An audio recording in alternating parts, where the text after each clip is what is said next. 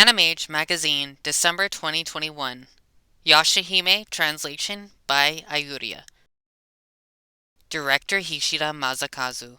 The mystery of Rin's curse has been identified, and not only that, Kirinmaru's daughter Rion also joins the fray of the main story. While the three princesses are the stars, it is also the parents' story. The second chapter began with Setsuna's revival. The mystery of Rin's curse is revealed, and Riku's true identity is confirmed. Moroha had a chance meeting with both her parents, and Toa and Setsuna met their mother face to face. All the important information is on display, such as Kirinmaru's daughter, Rion, making her appearance, and Toa and Setsuna's new weapons playing an active role. Hishida. You're right, episodes 27 to 29 especially revealed things from the past that weren't really touched upon in the first chapter. I'm sure this was something that everyone was curious about. Director Hishida, when you joined, was the plot for the second chapter already completed? Hishida. Generally speaking, yes, but there have been plot changes and episode swaps afterwards. That's because when you try to touch the main thread of the story, it becomes Sesshomaru, Inuyasha, and the other story. The three princesses aren't directly involved in the story of their parents, Kirinmaru or Zero, but rather they got caught up in their parents' problems. However, if that's all the story is, the children watching the show wouldn't be able to understand. That's why I think in the first chapter they focused on delving into the three princesses as much as possible. Even in the second chapter, as the main story rises from the stage elevator, I strove to balance the arrangement of daily life episode with that as much as possible. However, the main story just can't be avoided, so in order to resolve the issues at their root, I think there will be more close-ups on the parent generation's story. Director Hishida, in the October issue of this magazine, you stated in your interview that the work on the storyboard for episode 25 took 3 months. What specifically did you struggle with? Hishida. I did come into the work midway, after all, so I personally didn't have an understanding of the story or the characters. In order to create a storyboard, you need to theorize and interpret the scenario in your own way and then organize. But it took me a while to understand the details of why these characters became the way they are, what sort of emotions they have as they travel, and the parts that aren't visible on the surface, including Zero and Kirinmaru's feelings and motives. After reading and understanding the future scenario, I returned to episode 25 and drew the storyboard. Thanks to that, I finally started to understand composition writer Sumisawa Katsuyuki-san's thinking. Though it's like I'm only just now catching up, I'm glad I did. Having passed episode 26 and 29, we're slowly starting to see what Setsuna's new Naginata Yukari no Tachikiri can do. But how is it related to Setsuna's blood blade, the red marking on her right arm? Hishida. The Naginata takes in the strength of the blood blade that Setsuna has had from the beginning and becomes a medium for which to use it. That's why the Naginata itself doesn't have any power. Rather, Torosai reinforced the Kanemitsu no Tomoe so that it could handle the full strength of Setsuna's blood blade. Kanemitsu no Tomoe broke because it couldn't handle the blood blade's power 100%. By reinforcing it, the power of the blood blade can then be used via the Naginata, which is what the Yukari no Tachikiri is. When Yukari no Tachikiri glows red, please think of it as Setsuna's blood has circulated. It was impressive to see Kirinmaru in a state of dismay after Rion's dream butterfly was cut down by Yukari no Tachikiri. In the November issue of this magazine, the cast of the three princesses all said, "To think we'd be able to see Kirinmaru in such a pitiable state." Hishida. They said that, huh? He's a super over-fond parent. In the beginning, I myself didn't think he'd be such an overprotective and restricting parent. It's unfortunate for Rion. The dog general and Zero said this as well, but Rion probably wouldn't have died if Kirinmaru hadn't brought Rion to the battlefields to begin with. Hishida. For Kirinmaru, he wanted his beloved daughter to see him as the strongest. It might be close to a feeling of how a boxer invites their family to watch their match. That feeling of wanting to show your child your workplace, so to speak. I'm also a father of 2, so I can understand. Well, I won't sympathize, though. Rion doesn't have a mother, so in that aspect, Kirinmaru may have had his own circumstances. This work is also a story of how Kirinmaru, Sesshomaru, and Inuyasha will face each of their daughters. I think the difference in how Kirinmaru deals with Rion and how Sesshomaru deals with Towa and Setsuna will certainly be apparent. You see, the problem in the modern era too, Kirinmaru is a troublesome guy. Having gotten past the quarrel between Kirinmaru and Rion, episode 30 was a slapstick comedy with Hisui as the star. Hishida. It's an episode that once again stresses how precious the demon slayers are to Setsuna. The parent generation isn't involved, but it is pure Hanyo no Yashahime-esque episode, and I personally had fun with it. The princess look suited Setsuna. Also, I thought the composition of Hisui teaching Setsuna her studies was amusing. Setsuna seemed like she would be the best at academics among the three princesses. Hishida. Appearance-wise, yes. However, based on her upbringing, probably not. Towa went to school in the modern era, and Moroha was raised in the Wolf Demon tribe's community. But Setsuna lived quietly in Shiori-san's hidden village. Makes me want to properly send the three of them to middle school together in the modern era. In the Three Princess Cast Roundtable talk that was in the November issue of this magazine, there was talk of how, in the first chapter, we weren't told about the future plot, but in the second chapter, director Hishida roughly told us about the future plot. Hishida.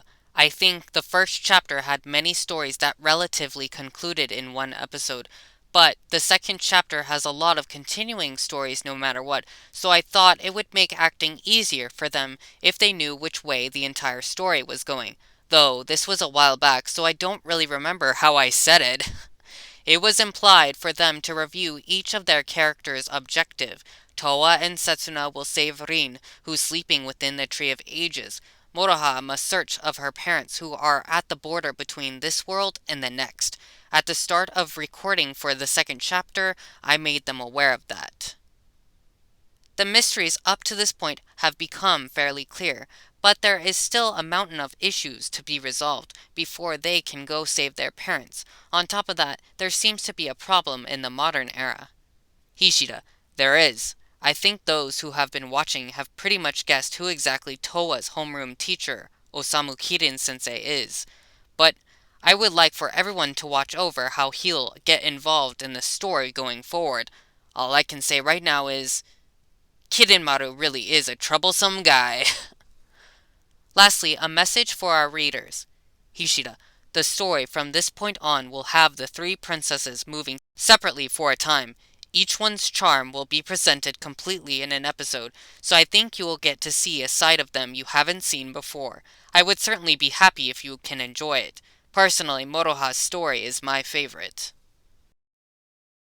Parent-child dogs who are the same. Hanyo no Yashahime, which depicts the descendants of the dog general who once ruled over the western lands, is packed with dog-type characters. Among them is Inuyasha not the first one who comes to mind when someone says dog boy?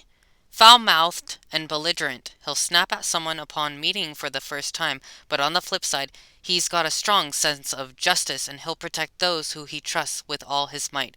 He gets angry when he's treated like a dog, but his personality is undoubtedly that of a dog. The part of Inuyasha's disposition has also been passed on to Moroha, his daughter.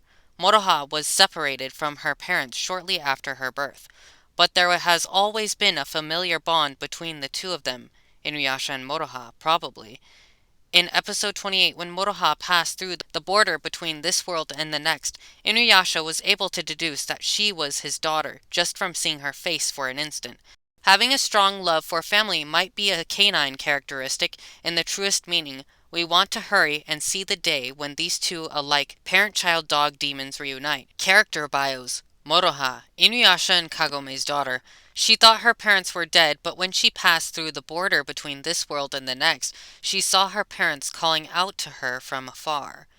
Inuyasha, a half-demon who's the son of the dog general, and Izayoi, a human. Having been sealed within the Black Pearl by his half-brother, Sesshomaru, he is at the border between this world and the next with his wife, Kagome. Moroha, Immediately trying to compromise with Toa and Setsuna, whom she had just met, Moroha is friendly and her sense of fellowship is strong. She has lived strongly by herself, but she can get lonely easily. Thinking of comrades, when Setsuna lost her life in episode 24 of the first chapter for the sake of her precious friend, Moroha faced off against Kirinmaru with power she normally doesn't show. That strong sense of fellowship is just like a canine. Full of curiosity, when she time traveled to the modern era, she was very curious about the various items of that era.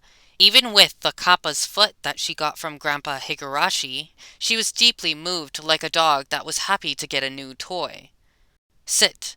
The sit position that Moroha does sometimes is the same position that Inuyasha does. Is the blood of the dog general, a dog demon, compelling them to do this pose? Inuyasha. He does get lonely easily, but he's not honest. While that is his charm, if his speech and conduct are constantly twisted, Kagome's sit might burst out. When compared to an actual dog, stubborn, brave, and though very wary, Inuyasha has charm. According to director Hishida Masakazu, those characteristics are representative of the Japanese dog breed, the Shiba Inu. Then does that make Moroha a mini Inuyasha who inherited her father's disposition, a mini Shiba? Relation with humans. Saving people one way or another, having feelings for Kagome and Kikyo, who are humans, and being close to humans might be Inuyasha's dog-like traits. However, he is belligerent, so when humans approach him, beware of dog? Reliability. While normally childish, the gallant figure of him shouldering the large Tessaiga truly is reliable. The leadership of repelling enemies while protecting his comrades is just like a watchdog. Using an extendable leash for walks? Director Hishida Masakazu. Inuyasha, Sesshomaru, the dog general, Toa, Setsuna, and Moroha, quite a few characters with dog demon blood make an appearance throughout the story. Hishida. Among the demons that interact with humans, many of them are dog-type demons. Inuyasha, Sesshomaru, and the dog general, I think that disposition of being able to get along with humans is their dog-like characteristic. What breed would you compare each character to? Hishida. I think Inuyasha is like a Shiba Inu. Sesshomaru doesn't show affection that much, so perhaps a sharp Akita. For the dog general, a golden retriever, I think. Isn't a golden retriever too cutesy? Hishida. When I think about it, well, the father was liked by everyone quite a bit, and yet there are people whose lives have been turned upside down because of him. I think of a very amiable dog. The three princesses would be small, adorable dogs. I think Moroha would be a mini Shiba Inu, and something like a small Akita would fit Toa and Setsuna nicely. However, Toa and Setsuna also have Rin's blood, so thinking about it that way, maybe a miniature dachshund and Akita mix. I've never seen such a dog before, though. If the three princesses were to turn into dogs, what do you think would happen? Hishida. Dog Toa seems like she would become extremely attached. Dog Setsuna would be standoffish.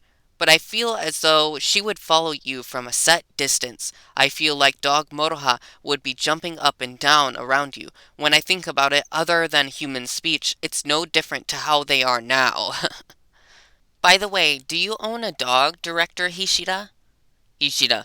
I had one at my parents' house a long time ago, but now I own two cats. It's a lot of work taking a dog for a walk, but not taking them would be pitiable. You don't really have to worry about that with cats. When I think they've come up to me for dinner, they just casually go off somewhere after they're done eating. Hearing that, I'm starting to feel that if looking just at his actions, Sesshomaru is also like a cat. Hishida. However, in Sesshomaru's case, doesn't it feel like he's going around the same places? I don't know if it's a territory thing, but it seems like he's going around in circles for a month. It's as if he's patrolling. He's the dog policeman. Translator's note, he's referring to the dog who's the policeman in the children's song Inu no Omawari-san. I see!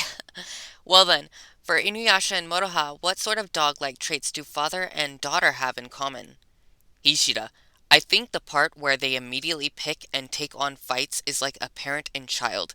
Also, how they act before they think and how they can be idiots, perhaps. However, Moroha can actually read letters with ease, and this will be shown a little bit in a future episode. Thus, she's not incapable of studying by any means. If father and daughter were to become dogs, please tell us some points to be aware of when owning them. Hishida, it would be safer to put an extendable leash on them when going for a walk. They would probably run at full speed all of a sudden. Also, I bet they're the type that would immediately fight a dog they don't know and then become friendly with them soon after. Though it's probably the same for both of them, Moroha was raised by the wolf demon tribe, so her sense of fellowship would probably be stronger than her father's. And then, on the night of the new moon, I think dog Inuyasha would get lonely easily. He will become despondent like a dog that's been startled by an earthquake or lightning. So on the first lunar day of the month, absolutely let him sleep on the bed with you, please. Be sure to subscribe and follow me on social media to get the latest announcements and news about Inuyasha and Yashahime. We will definitely be following up on any translations, interviews, episode summaries, and cast lists as the episodes release. Stay tuned!